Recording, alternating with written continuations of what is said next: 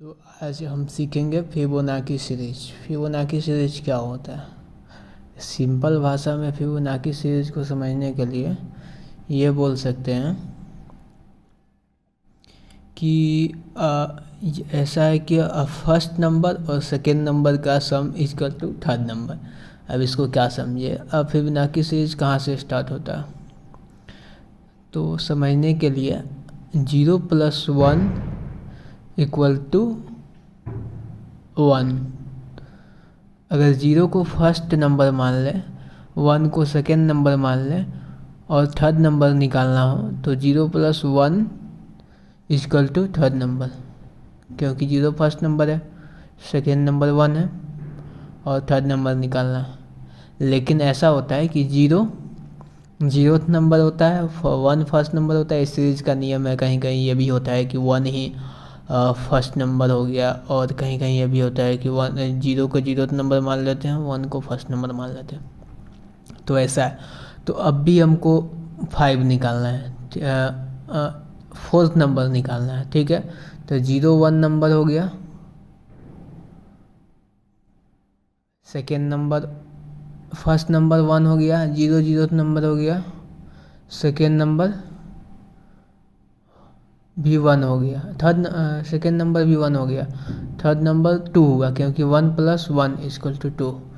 तो fourth number हो गया 2, एक पहले वाला और उसके पहले वाला, तो फोर्थ नंबर हो गया 2 + 1 = 3, फोर्थ नंबर हो गया। तो फिफ्थ नंबर हमको निकालना था, 2 + 3 = फिफ्थ नंबर। तो सिक्स नंबर क्या होगा, उससे पहले वाला और उसके पहले वाला, 5 + 3 = 6 नंबर, मीन्स 8 हो गया। अब इसको थोड़ा अच्छे से भावार्थ समझ लेते हैं। भावार्थ क्या होगा, मतलब क्या हुआ फिबोनाची सीरीज का। तो FIBBO, ठीक है, राइटिंग वो तो ख़राब हो गया मेरा इधर, ठीक है। तो ये हो गया, जैसे हमको फिबोनाची सीरीज में थर्ड नंबर निकालना है, ठीक ना।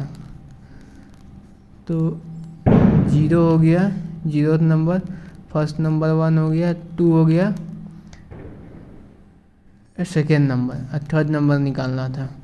थर्ड नंबर = हुआ सेकेंड नंबर + फर्स्ट नंबर, ठीक है। सेकेंड नंबर क्या है,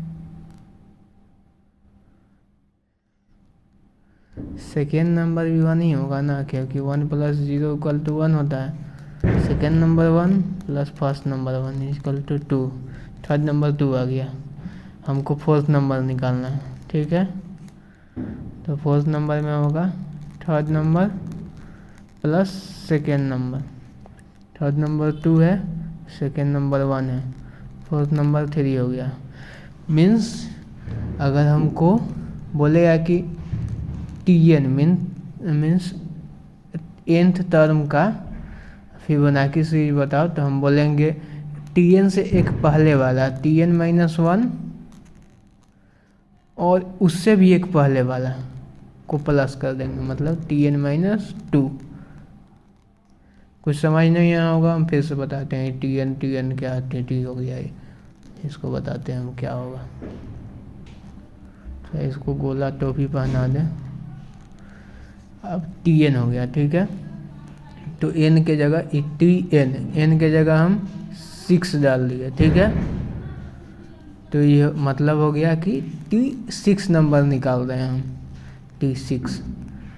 T6 निकाल रहे हैं। तो TN - 1 क्या हुआ, T6 - 1, कौन सा टर्म, T6 - 1, और TN - 2 क्या हो गया, T6 - 2, मीन्स T6 = होगा T5 + T4।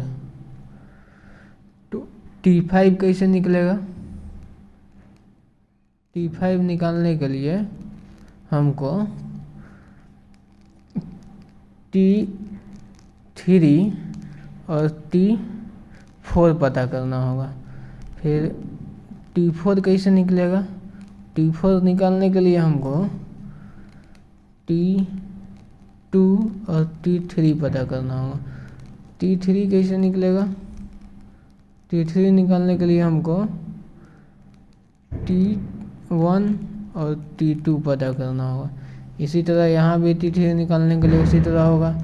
फिर यहाँ भी T4 निकालने के लिए हमको T2 और T3 पता करना होगा। फिर T3 निकालने के लिए इसमें क्या हो रहा है, एक ही कैलकुलेशन, जैसे एक बार T1 का वैल्यू निकल गया, यहाँ भी T1 का वैल्यू पूछ रहा है, यहाँ T2 के पास, यहाँ भी T2 में T1 और T0 निकालना होगा। तो इसी को हम फिबोनाची सीरीज कहते हैं, ठीक है। तो अब फिबोनाची सीरीज है क्या? तो फिबोनाची सीरीज 0 से स्टार्ट होता है और पहला नंबर 0 + 0 0 1 हो गया। दूसरा नंबर क्या होगा? दूसरा नंबर 0 + 1 = 1 हो गया। तीसरा नंबर क्या होगा? तीसरा नंबर 1 + 1 = 2 हो गया।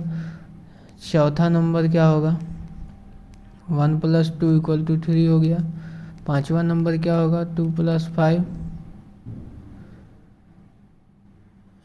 = 8 हो गया।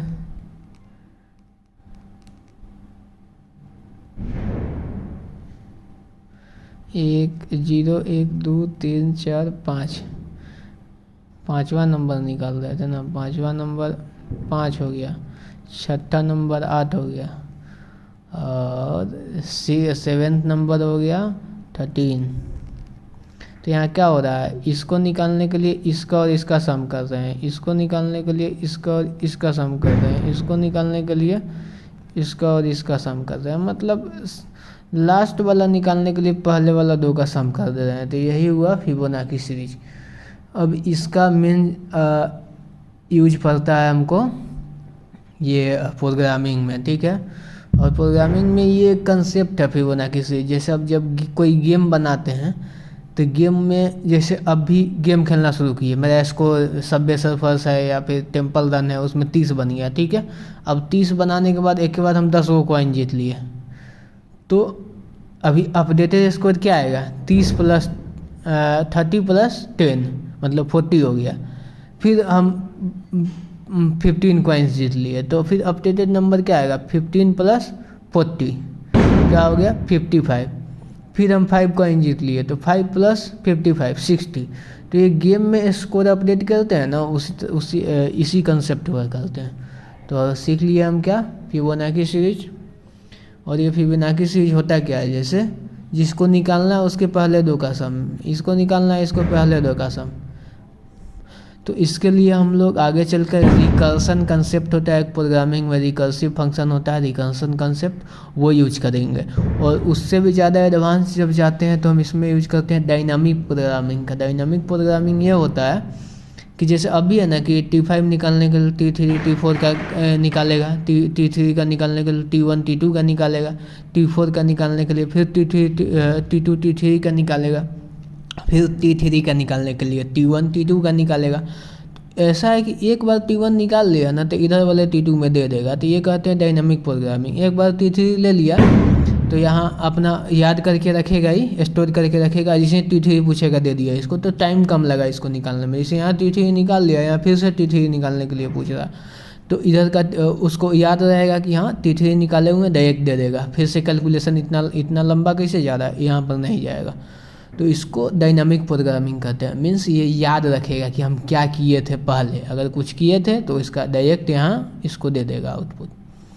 तो इससे कोड बहुत ज़्यादा सिंपल हो जाता है। तो इसका फिबोनाची सीरीज का बहुत सारा एग्जांपल है, बाकी कुछ हम बता दिए आप लोग को। तो ऐसे ही जानकारी लेते रहिए, आगे बढ़ते रहिए।